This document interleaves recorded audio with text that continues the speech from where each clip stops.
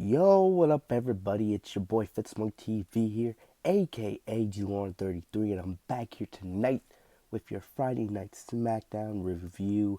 And yes, this is the first official Friday Night SmackDown since the WWE draft. And now we get a look at the new roster for SmackDown, and they're already starting to build on some new feuds, some new relationships. This show wasn't perfect tonight, alright? But I'm not going to sit here and say there's not things that WWE didn't do right on this show. All right, they did a couple good things. There was negatives, of course, and we're going to talk about all that here tonight on the podcast. So, if I had to give this show a rating, I would probably give it a C, maybe a C minus, but I'll give it a C. Because the show wasn't all bad. I'll say probably up until the time when Nikki Cross came out and Dana Brooke came out, and those two started talking. The show was, I want to say, decent. All right, yeah, I'm gonna say decent. All right. By the time we had the IC title match, we had Sasha Banks and Bayley, which was absolutely great.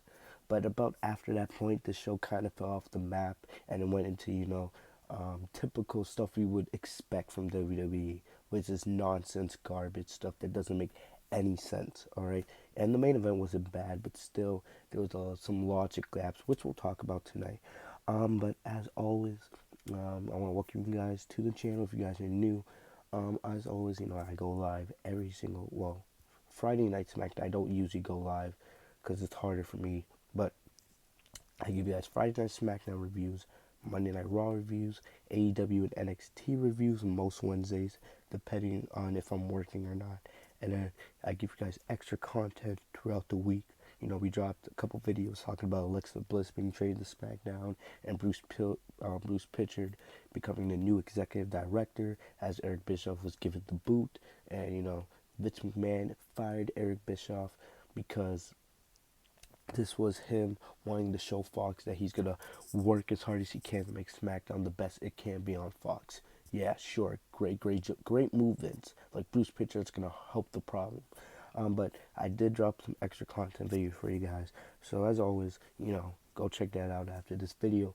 But as always, follow me on social media. The links are in the description. I was very, very active on Twitter during SmackDown, which is usually the case for SmackDown and Monday Night Raw. So if you guys want to talk to me during the show, I love talking to you guys. But without wasting any more time, let's get into SmackDown tonight. So the show started off with an Intercontinental Championship match. This was highly advertised. Roman Reigns versus Shinsuke Nakamura with Sami Zayn at ringside.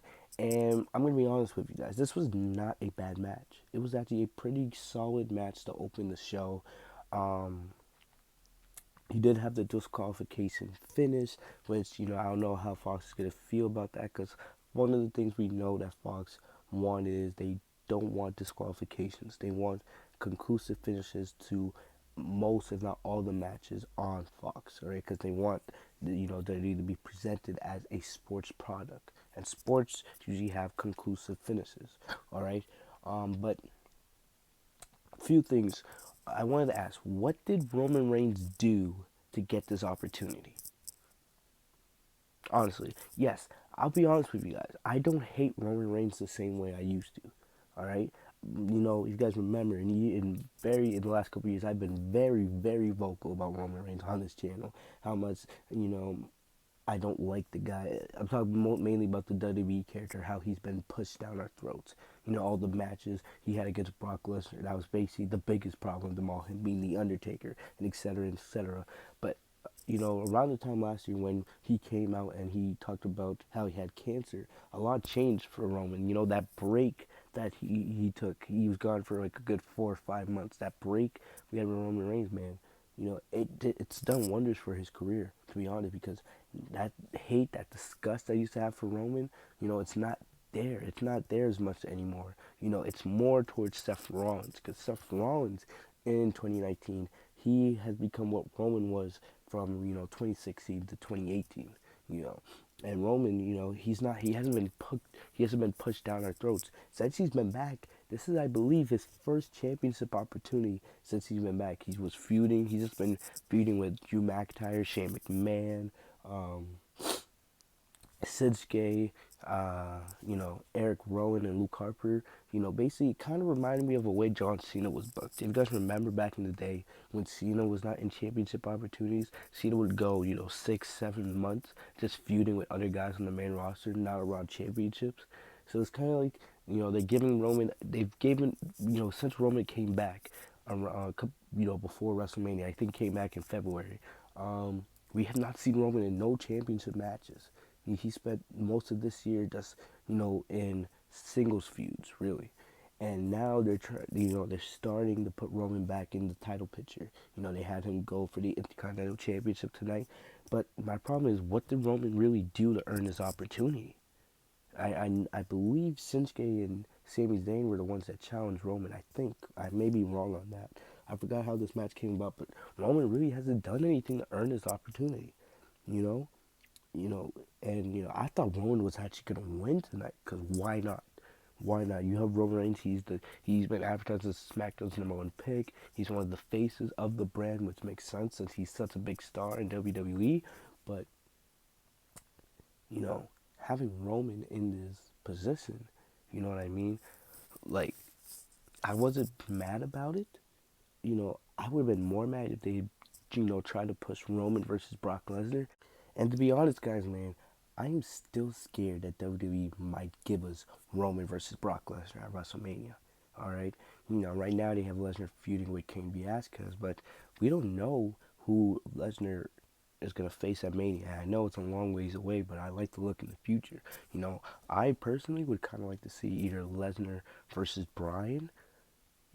I wanted Lesnar versus Mysterio at first, but Mysterio got drafted to Raw, which makes no sense to me, to be honest. But you know, I'm terrified.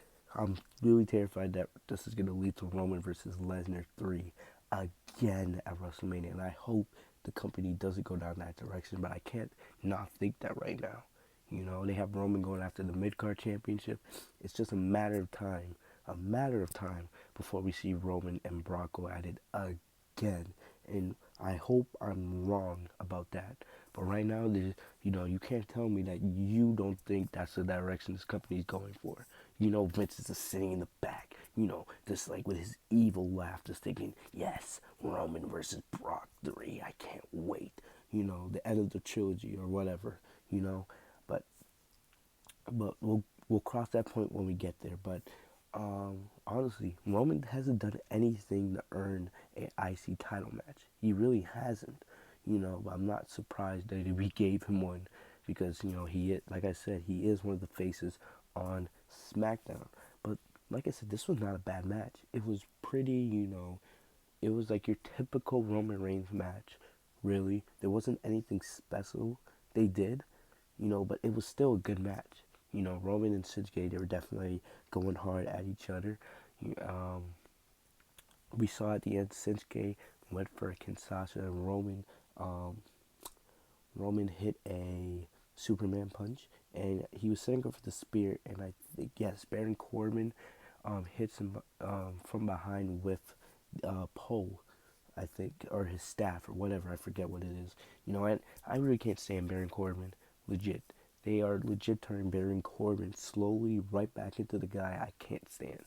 He impressed me so much winning the King of the Ring tournament, and slowly all that is dying away. Alright? All the respect I had for Baron Corbin after King of the Ring is going away slowly. And he's going right back to the Baron Corbin I can't stand and I don't want to see on my TV. Baron Corbin is one of the only legit heels in WWE because I can't stand the guy. King of the Ring title means nothing. Honestly, if I'm being honest with you right now, Baron Corbin should probably be the Intercontinental Champion. He's Mr. King of the Ring. Need I say more? Like, King of the Ring is supposed to elevate somebody into a title picture. Corbin's King of the Ring. He should be either in the WWE Championship picture or he should be Intercontinental Champion. It's that simple. And, they're failing, Corbin as King of the Ring. He's just going back to the same old Corbin that we, we haven't been able to stand on WWE TV for years now, man. But we see, as you guys can see on my screen, we have Sammy, Shinsuke, and Corbin. And I love Sami Zayn's reaction. His facial expressions are awesome. Daniel Bryan came out, and I'll say this about Daniel Bryan. Daniel Bryan's one of the only guys in WWE which, I don't care if he's a babyface or a heel. I love him just the same. I love Daniel Bryan, man. I don't care if he's babyface one week and heel the next week, man. Like, that's how great Daniel Bryan is. He's one of the only guys on the main roster that I actually really enjoy. Him, AJ, Sasha, Randy Orton, Becky, Ember Moon, Kevin Owens, Kofi Kingston. That might be it. Like, as I said, there's not many guys on WWE that I'm truly invested into, But definitely Daniel Bryan's one of those guys. I love him, man. The energy, the passing he brings into the ring. But he attacks, he makes the save on Roman, who's getting the 3-on-1 beatdown.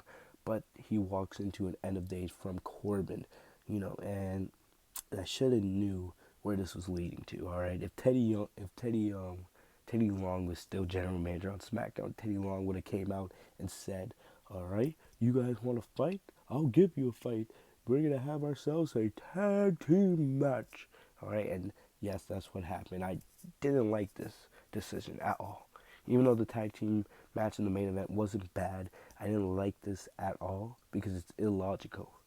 It's illogical, to be honest. Shinsuke and Roman just had a 15-minute Intercontinental Championship match that ended by disqualification. And it was a good match. The crowd was invested into it. It was good. But, you have the disqualification finish. If you wanted to do this match next week, fine. But there's no way they should have done this match tonight. It made no sense after after Roman and Nakamura just had themselves a 15-minute championship match. They could have another tag team match later on in the show, just because they got attacked. That didn't make no sense to me. I didn't like that decision, all right? If you really wanted to continue the story, you probably should have done Daniel Bryan versus Baron Corbin and have, like, Roman and Nakamura at ringside. There's no need for them to have a tag team match after having a Intercontinental Championship match to start the show. That's just one of the illogical things that WWE does, I don't know why they went down that direction. Didn't make any sense in my eyes, all right? But, the show did start off well. The Intercontinental Championship match was pretty entertaining. I liked seeing Daniel Bryan, like seeing him as a babyface. It makes me want to see Bryan get pushed again back into the WWE Championship picture, all right? So, yeah, we're going to move on. But that's my thoughts on that. All right, so next up we had Shorty Gable, Chad Gable. He went up against Curtis Axel of the B Team. I think Bo Dallas was at ringside for this match. I don't know. But this was a quick match. This match was only, I think, about 3 minutes. We saw Chad Gable. He made Axel tap out with the ankle lock. They also showed a video package before the match showing, other superstars finding or calling Gable short. Basically this was to introduce Chad Gable to new viewers and to explain why he's known as Shorty Gable. But after the match, we saw Chad Gable, he cut a promo, or no, he had an interview, and he talked about how he's embracing being short and how being called short fuels him. And this is the second time in the last couple weeks we've seen Chad Gable have his name changed. He's being changed from Shorty Gable. Now he's going to call himself Shorty G. Kind of similar to like Jimmy Garoppolo, the quarterback of the San Francisco 49ers. But, I like Chad Gable. The crowd, he's getting more and more over by the week. He got a very good response. And I hope WWE actually uses him. Because the guy, he's getting popular. He's a great underdog. I would love to see, WWE build him up for the Intercontinental Championship.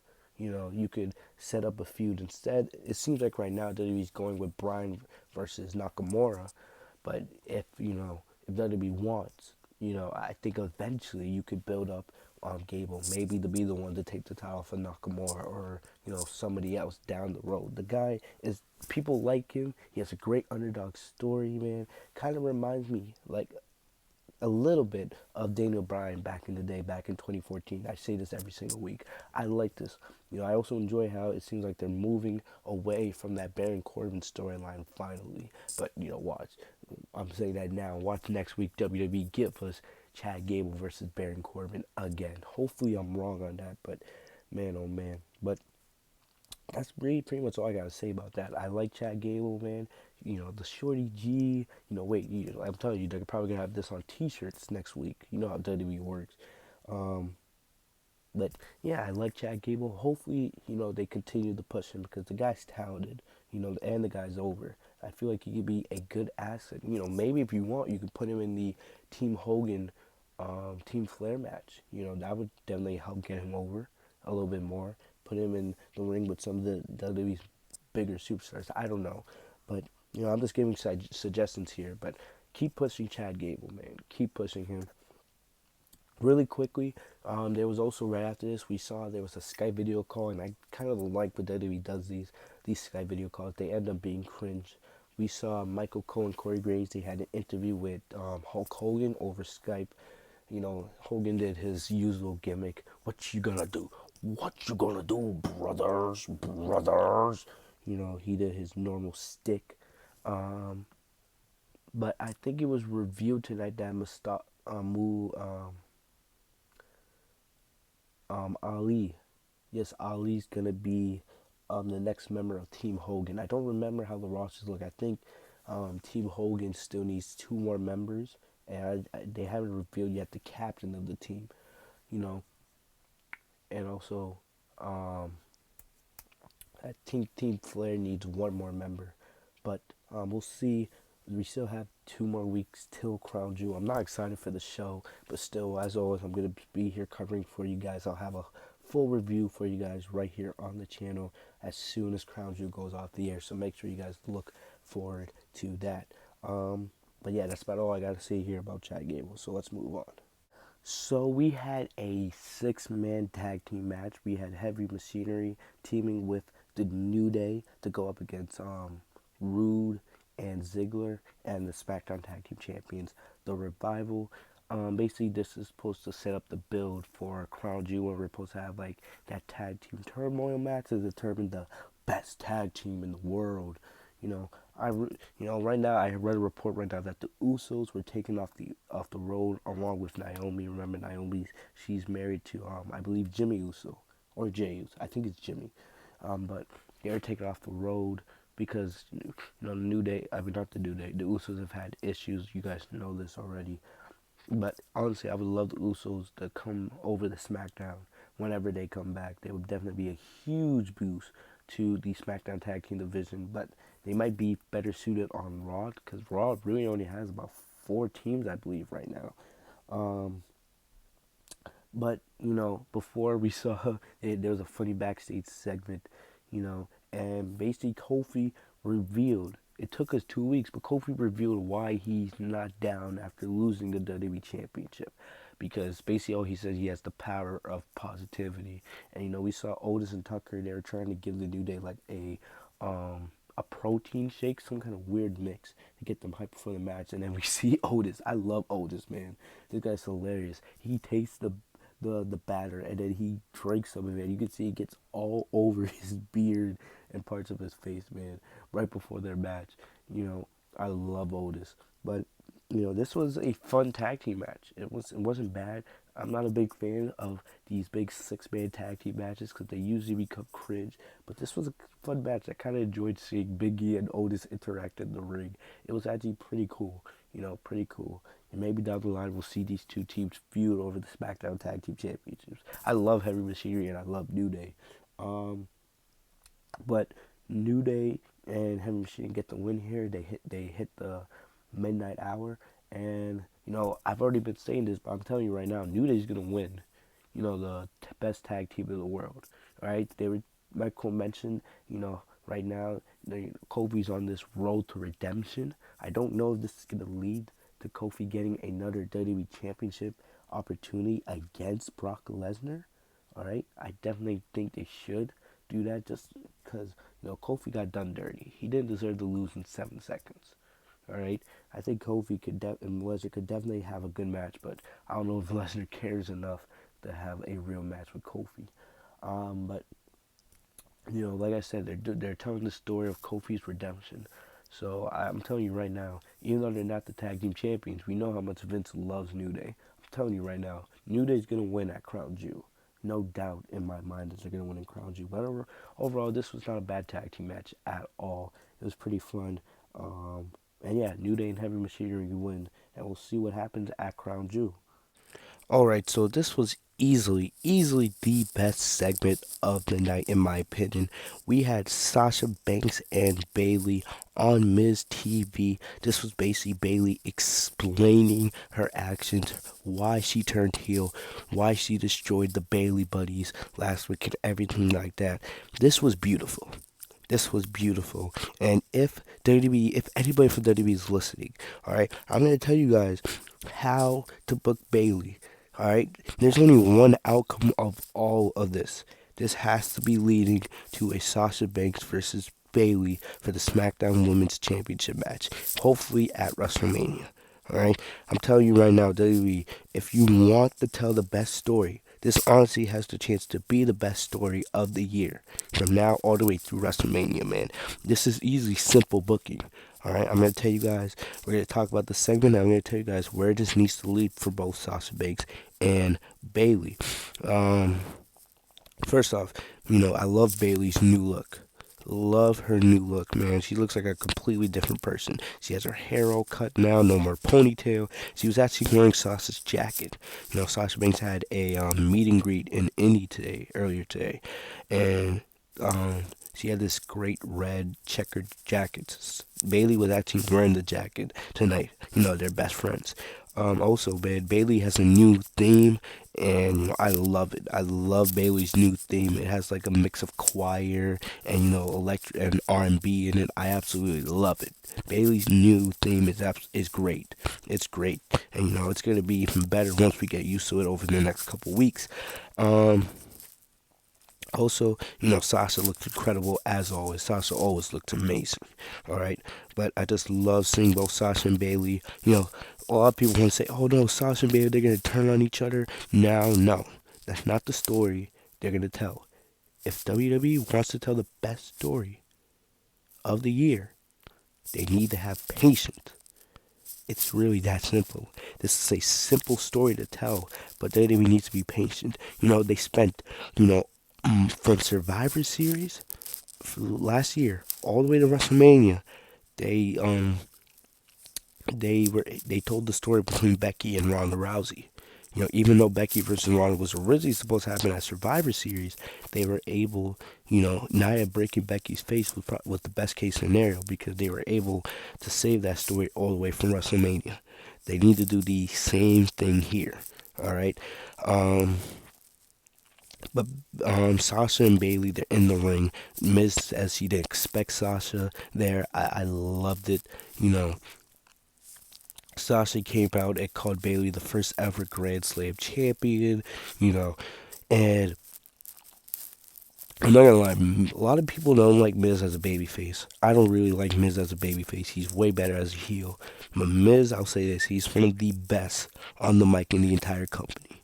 He's right up there with, the Samoa Joes and the Adam Coles and the Daniel Bryans. He is one of the best on the mic in the entire company. When he speaks, you listen. All right. So basically, Miz he kept it simple. They showed a video package of last week when we saw Bayley destroyed the Bayley buddies, and Miz went off and said why. He said, "I'm gonna make it simple. Why did he do what you do last week?" Bayley pauses, and then she basically says, "I don't owe anybody an explanation." Classic heel. Almost anybody that turns heel says that. I don't owe anybody an explanation. I'll explain in my own time. We all know how WWE rolls. Alright, it's generic. But hey, and I was like, part of me was like, they're not gonna let Bayley speak. They're gonna make us wait for it. And then no. then Miz goes off, and I absolutely love this. All right, Miz goes off and says, "Oh, so you're gonna pull Brock Lesnar, a champion that doesn't speak." Miz goes like, "Oh, a champion that doesn't speak. What, you're Brock Lesnar? And Sasha over here, she's your Paul Heyman?" I absolutely loved that line. Loved it. And then he also goes off, "Oh, why'd you do it? Huh? You didn't like your look? You didn't like yourself, so you wanted to change things up? Were the people that supporting you, were they not cheering you loud enough?" Because the WWE Universe, was always on her side. During her video package, I loved this. There was a clip that went viral last week. There's a clip of a child that was crying when they saw Bayley destroy the Bayley buddies, like just like absolutely bawling their eyes out, and they put in the video package. I absolutely loved it. I'm telling you, this one thing that WWE does good. They're really great when it comes to video packages. They have a really good staff when it comes to making those things. But basically, Miz, kept, basically calling out Bayley on so many things, and then the whole time Bayley's just trying to ignore and be like, huh, "Look at this guy." But the second Miz said, no matter how many accomplishments you get, you'll always play second fiddle to Sasha Banks. All right, and this is when Bayley got heated. Bayley got absolutely heated, even though it's true. Even though it's true, if you think about it, Sasha Banks, like I always say every single podcast, Sasha Banks is the best, easily the best female wrestler in the world. It is undisputed. All right, I was getting in wars on some of my other videos this week. With people trying to tell me Alexa Bliss is the best in the company. Like, no, no. All right, Sasha is the best female wrestler, not only in WWE, in the world. And I will keep saying that until I could speak no more. All right, but we see Sasha then after she pauses and she's like, "Who do you think you are?" Basically, you talk a lot for somebody that got drafted in the 5th round, and then Miz goes like, "It doesn't matter which round I got drafted in. I still must see." Good response by the Miz. Basically throwing Sasha's words right back at her. But it's true. Sasha Banks, she is the best female wrestler in the world, but she doesn't have the accomplishments because WWE has done dirty to her. I saw a post on Twitter about, Sasha's biggest matches are the ones she never won.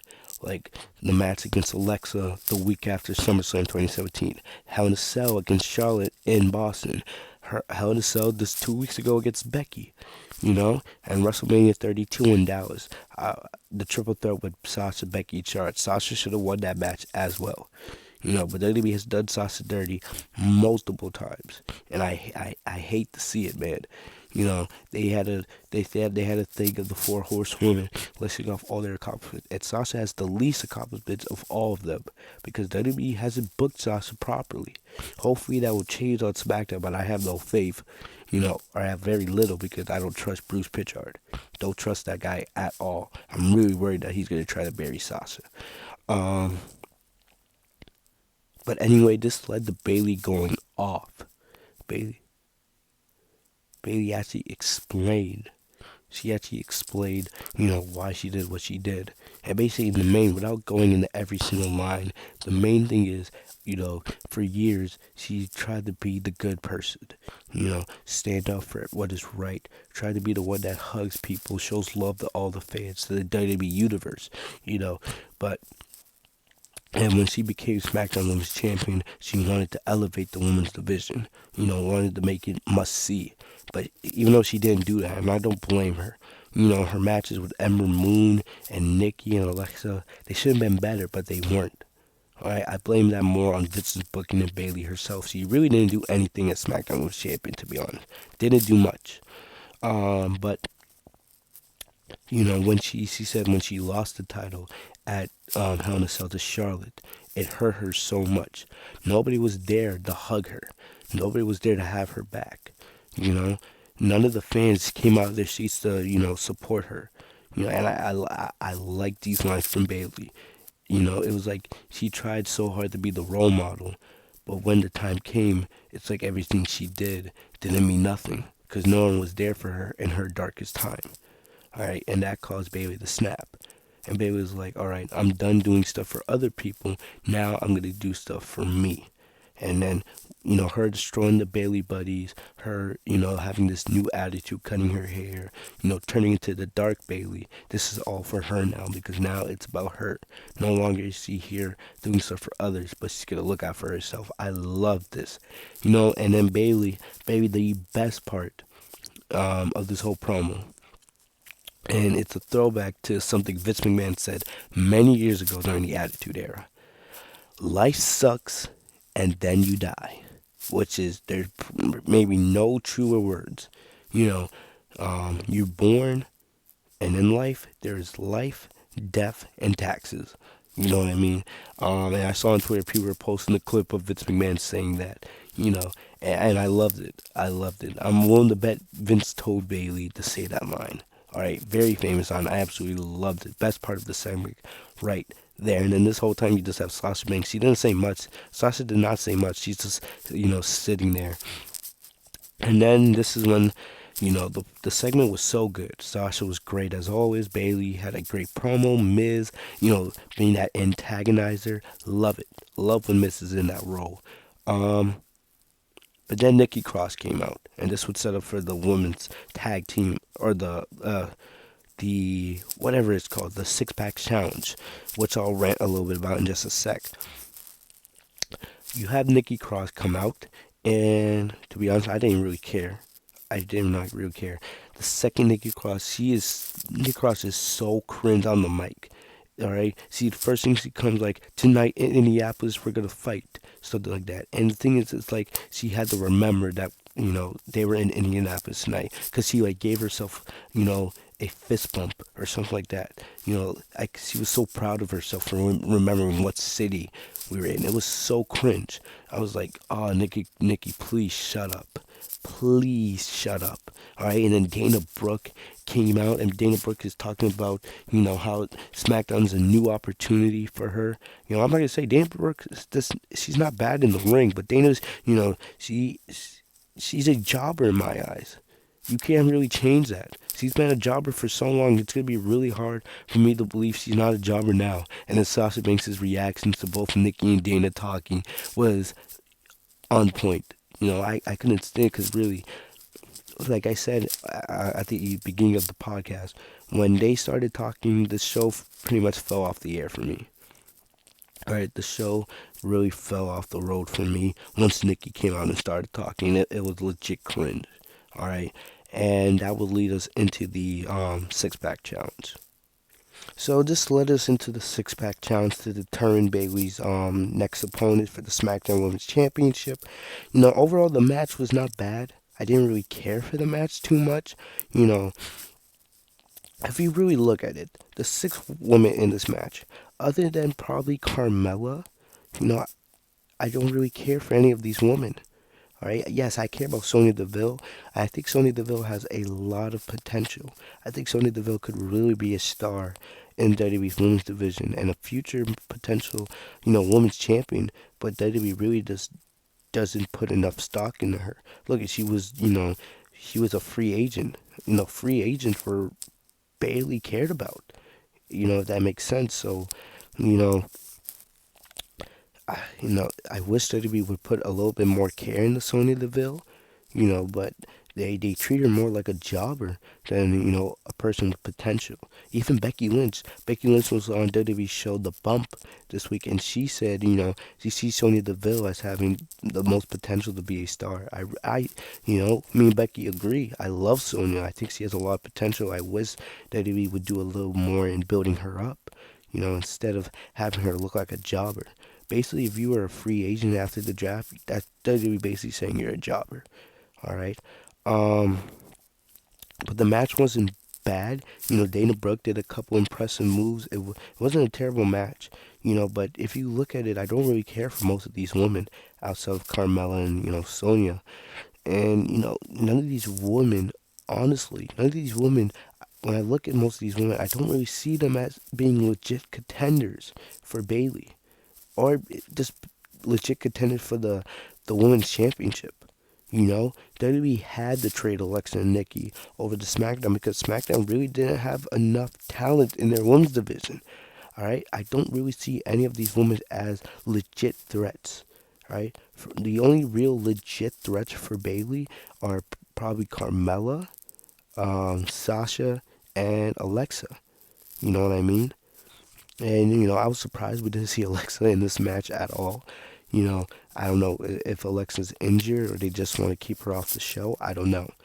You know, but I know eventually we're gonna see Alexa versus Bayley. It's just a matter of time, and that's basically my main gripe.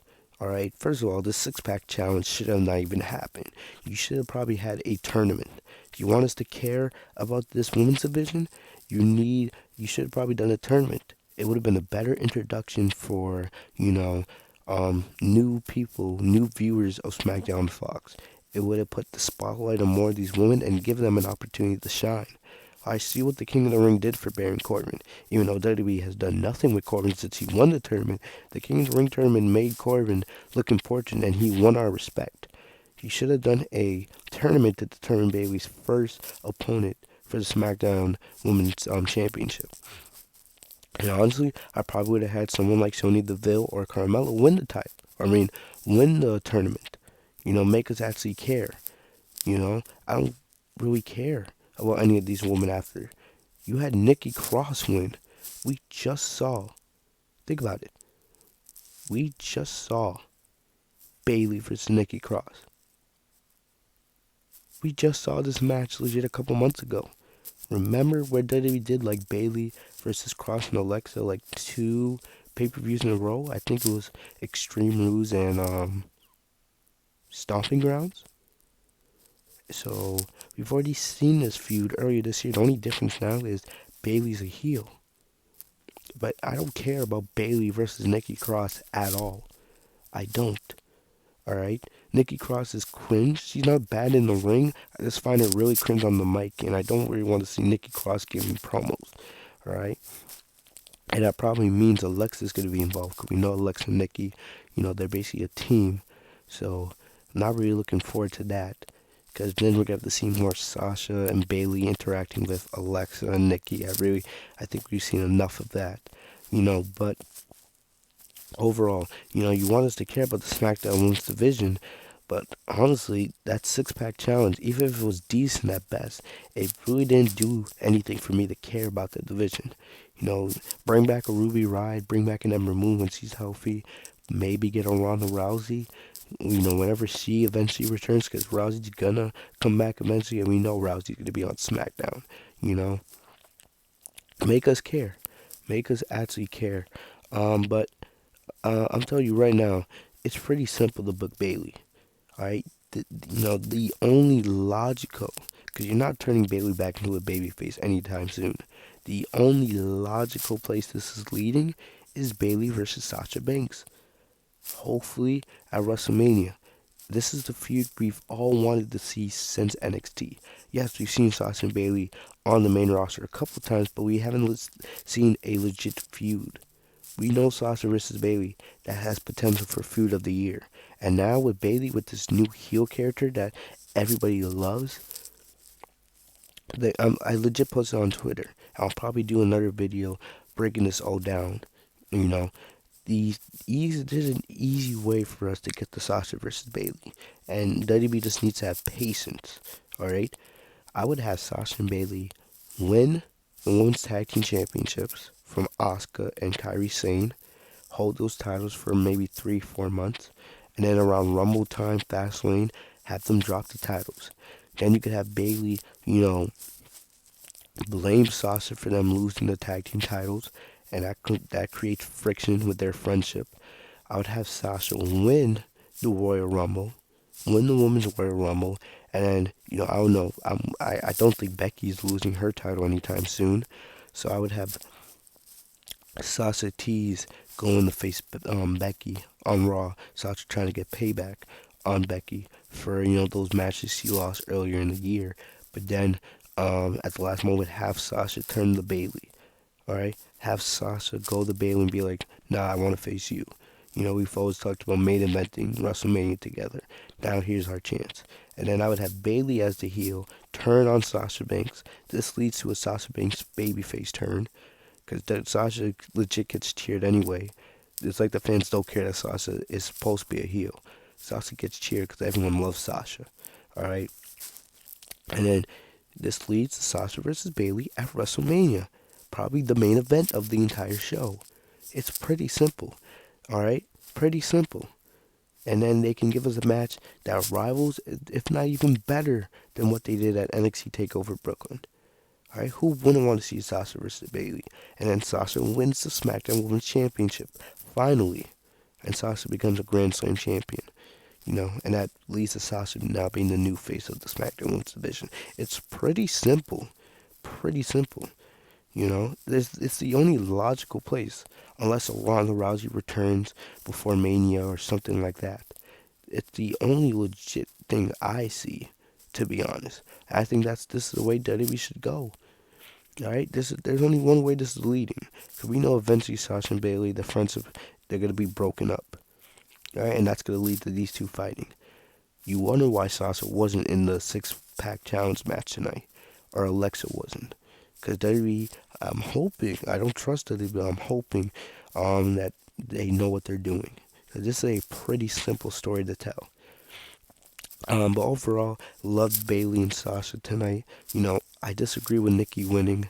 I would have honestly had someone like Sonya Deville win this match, or even Carmella. Honestly, I'm not interested at all in seeing Bayley versus Nikki Cross. And you know, there's no chance. We know Nikki's not going to beat Bayley. I couldn't care less about this feud. But we'll see where it goes. And we'll cover it more next week. Alright, so we had Drew Gulak versus Braun Strowman, man. I hated this segment. I really do. You know, you're telling me there's not no other jobber, somebody else. This is Drew Gulak. His first match on SmackDown. And like you've already made Drew Gulak look like a jobber. Alright? The guy looked worse than EC3 in this segment. I absolutely hated this garbage. So you have Strowman come out. Gulak takes the mic and he basically is like, "This is my first match on SmackDown. And I wanted to introduce myself. You know, I'm Drew Gulak, former Cruiserweight champion, blah, blah, blah." And he starts talking about how he actually wants Strowman to win at Crown Jewel because he and Strowman are made from the same cloth. We're WWE superstars. Alright, Tyson Fury is an outsider coming into our environment, you know. And then he shows, which was cringe, he shows a PowerPoint. He has a PowerPoint queued up. Basically, I forget what it was. You know, I think Tyson Fury's like 325 pounds, something like that. So, I think the PowerPoint was called 325 Ways Strowman Can Beat Drew Gulak. And I was kind of, you know, intrigued to see what was some of the ways Gulak believes Strowman could beat Fury, even though it was cringe and garbage. You know, Drew Gulak, a former Cruiserweight champion. Triple H booked Gulak correctly, because remember, Triple H, he is in charge of 205 Live. Alright? And, you know, we could see that he's merging the 205 Live division and NXT. But Gulak comes out, a former Cruiserweight champion, and he's buried. He's buried. Strowman beat this guy in like 2-3 minutes. Alright, and I hate that. You're telling me there's nobody else, you know, a Heath Slater or a Jinder Mahal or, I don't know, somebody that I don't give a crap about. I actually like Gulak from 205 Live, and now the guy's buried. First match and he's already buried. I'm telling you right now, Gulak, if I was you, I would go to Triple H just ask to be sent back to NXT. Do whatever it's possible, man, because you know that you have no hope of any success on SmackDown Live. I didn't care for this segment at all. I just hated how Gulak was buried, and he hasn't even, you know, been on SmackDown Live for a hot minute. Absolutely hated it. Alright, so last thing before we get out of here, we had the main event, Daniel Bryan and Roman Reigns teaming up once again to go up against Shinsuke Nakamura and Baron Corbin. Alright, this was of course a result of what happened at the beginning of the show during the Roman versus Shinsuke IC title match. You know, Like I said, if WWE really wanted to do this match, they should have just saved it for next week. Like I said, there was no reason for them to have a Bryan and Roman tag team match against Nakamura and Corbin right, you know, just an hour after we saw Reigns and Nakamura have a grueling 15-minute IC title match. Made no sense, right? If they had the match next week, that's fine. All right, fine. If they had just done Bryan versus Corbin in the main event and had Nakamura and Roman at ringside, that's fine as well. But there's no need for this to be a tag team match, all right? But we see Bryan, he picks up the victory over Nakamura. He makes Nakamura tap out with the bell lock, you know. And one thing I noticed here that they changed, Daniel Bryan is a babyface, but he still is being referred to as the planet's champion. He still has the planet's, he still has his graphics still the same, you know. And the one thing I'm seeing, he's not really doing the, you know, the yes chants or anything. The crowd is doing them, but he's not doing them. All right. So that's just a slight change of Bryan now as a babyface. I don't mind it. Like I said, I love Bryan as a heel or a face. All right, but it seems like this is gonna lead to, since they had Bryan, you know, make the Nakamura. He made the IC champion tap out. This is probably gonna lead. I won't be surprised if they do this next week or do this whenever. This is gonna lead to Daniel Bryan versus Nakamura for the Intercontinental Championship. You know, like I said, I want Bryan to face Lesnar at WrestleMania. I know we're a long ways away from Mania, but you know, we'll have to wait and see. Will Bryan win the Intercontinental Championship? I don't know.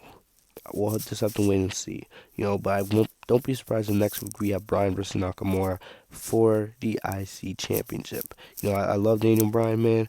You know, I just wish they didn't book this match after we had an IC title match with two men that were in this tag team match early on in the show. All right, the tag team match wasn't bad. It was just illogical booking on WWE's part. They could have done, they could have. There's no need for that. No need for that out. Simple, plain as that. But overall, that's about it for your SmackDown review. It wasn't a bad show. There were some good things. You know, I love Daniel Bryan. The IC title match was good. Sasha and Bayley on Miz TV. That was a great segment. And just remember, guys, life sucks, and then you die. Like I said, this needs to lead to Sasha versus Bayley at Mania, and I'm going to keep saying that each and every single week till it gets in their heads. Alright, Bayley's heel turn. All this needs to lead to babyface Sasha versus heel Bayley for the SmackDown Women's Championship at WrestleMania 36 in Tampa. Alright, get used to it, because I'm going to be saying it. We have about, 6 more months till Mania? Get ready, because that's all you're going to be hearing from me. But other than that, that's about all I got for you guys today. As always, thank you guys for all the support. Hopefully you guys enjoyed the review. If you guys are new to the channel, make sure to like, comment, and subscribe. Enable notifications if you guys are new to the channel by clicking the bell next to my name, Fitzmonk TV, so you guys are notified every time I post a new video. I'll be back on Monday with the Monday Night Raw review. If there's any big WWE news this weekend, I'll make sure to cover that. As always, make sure to follow me on social media. The links are in the description down below. Love talking to you guys on social. Thank you guys for everything once again. I'll see you guys later. Have a great day, guys. Peace.